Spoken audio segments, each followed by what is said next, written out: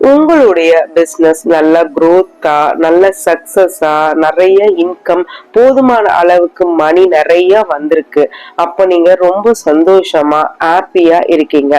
அந்த மூமெண்ட்ல நீங்க ஒரு விஷயம் நினைக்கிறீங்க, எனக்கு போதுமான மணி வந்துடுச்சு, எனக்கு நிறைய கேஷ் ஃப்ளோ இருக்கு, எனக்கு சர்வே பண்றதுக்கு இந்த அமௌண்ட் இருந்தா போதும் அப்படின்னு நீங்க நினைக்கும் போது அந்த மொமெண்ட்லயே உங்களுக்கான கேஷ் ஃப்ளோவும் உங்களுக்கான மணியும் பிளாக்கேஜ் ஆயிடும்.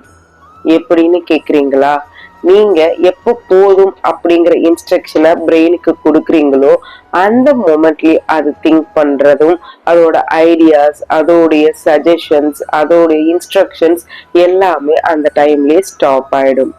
லா ஆஃப் அட்ராக்ஷன்ல நீங்க ஏன்னா ஃப்ரீக்வன்சிய ரேடியேட் பண்ணிட்டீங்க அப்படின்னா, அதாவது போதுங்கிற விஷயத்த இன்ஸ்ட்ரக்ஷனா கொடுத்துட்டீங்க அப்படின்னா யூனிவர்ஸ் உங்களுக்கு கொடுக்கணும்னு நினைக்கிற எல்லா விஷயத்தையுமே அந்த மொமெண்ட்லயே ஸ்டாப் பண்ணிடும்.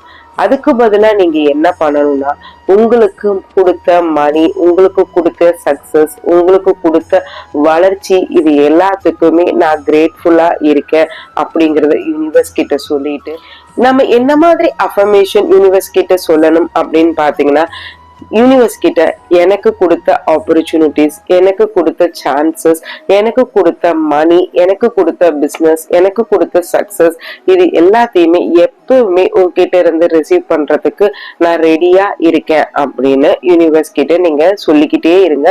அதை விஷுவலைசேஷன் பண்ணிக்கிட்டே இருங்க. அது மாதிரி நீங்க ரெகுலரா சொல்லிக்கிட்டே வந்தீங்க அப்படின்னா நீங்க ஆசைப்படுற விஷயம், நீங்க ஆசைப்படுற growth உங்க பிசினஸ்ல உங்களுக்கு ஈஸியா கிடைச்சிடும். இதை ட்ரை பண்ணி பார்த்துட்டு கமெண்ட் பண்ணுங்க.